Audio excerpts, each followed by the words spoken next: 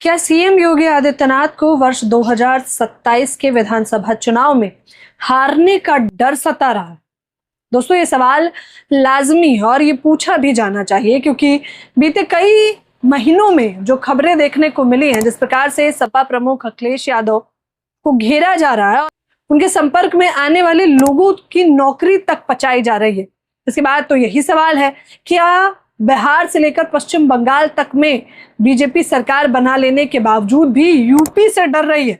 दरअसल बता दें कि हाल फिलहाल में अंबेडकर जयंती पर जब सपा प्रमुख अखिलेश यादव गुजर रहे थे, वहीं पर एक टेंट लगा था। टेंट में अंजलि जाटव, जिनके पिता सुपरवाइजर थे, उन्होंने अखिलेश यादव को निमंत्रण दिया कि आप आइए और इस भंडारे में हम जो भोजन बना रहे हैं उसे खाइए। इसके बाद अखिलेश यादव वहां पहुंच जाते हैं, भंडारे से पूरी सब्जी हलवा खाकर निकल जाते हैं, लेकिन विवाद उसके बाद शुरू होता है। अब आप ये तस्वीर पर निगाह डालिए। अखिलेश यादव को पूरी खिलाने वाली महिला के पिता को सुपरवाइजर से बना दिया सफाई कर्मी, यानी कि प्रमोशन की जगह डिमोशन कर दिया गया है। हालांकि अंजलि जाटव ने कहा कि अखिलेश यादव पर ऐसी एक नहीं, दो नहीं, बल्कि हजारों नौकरियां कुर्बान है, लेकिन ये पहली घटना नहीं है। इससे पहले उत्तर प्रदेश के फतेहपुर में जब एक चाय की टपरी पर सपा प्रमुख अखिलेश यादव ने बैठकर चाय पी ली और वो चाय की टपरी का लड़का भी वायरल हो गया, सुर्खियों में आ गया, उसकी दुकानदारी बढ़ने लगी, तो वहां पर छापा पड़ जाता है। छापा किसका पड़ता है? फूड विभाग ने वहां पर छापा मारा। यकीन नहीं है तो इस खबर पर निगाह डालिए।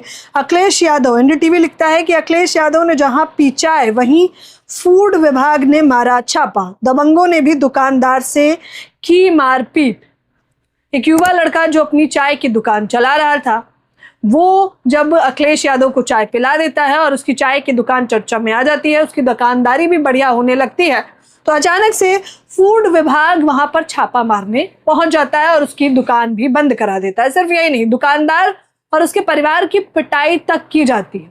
अब सवाल यह है कि फूड विभाग न जाने बिहार की उस घटना पर कहां गायब हो जाता है, जब पता चलता है कि मिड डे मील में सांप का बच्चा मिला है, जिसकी वजह से 250 बच्चे जो है बीमार पड़ गए। ये देखिए, बिहार के सहरसा जिले के एक स्कूल में मध्याह्न भोजन में मिला सांप का बच्चा। 250 बच्चे बीमार हैं और 115 बच्चों में फूड पॉइजनिंग के लक्षण हैं।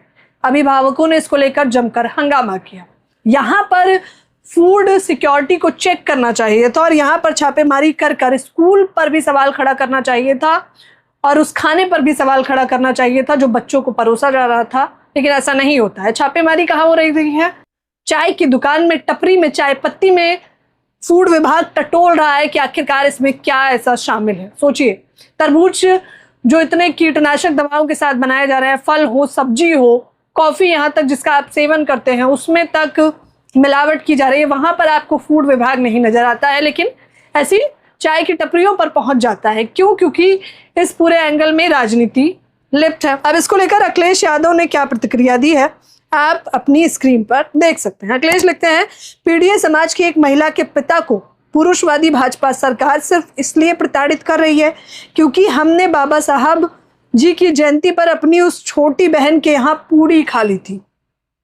इतनी निकृष्ट राजनीति तो उन अंग्रेजों ने भी नहीं की थी, जिनके लिए भाजपा के वजीफा जीवी वैचारिक पूर्वज संघी साथी मुखबरी करते थे। इससे पहले भी हमारे चाय पीने की वजह से एक आत्मनिर्भर पीढ़ी चाय वाला युवा को भाजपा सरकार ने प्रताड़ित किया था। भाजपा पीढ़ी विरोधी है और हमेशा रहेगी। घोर निंदनीय।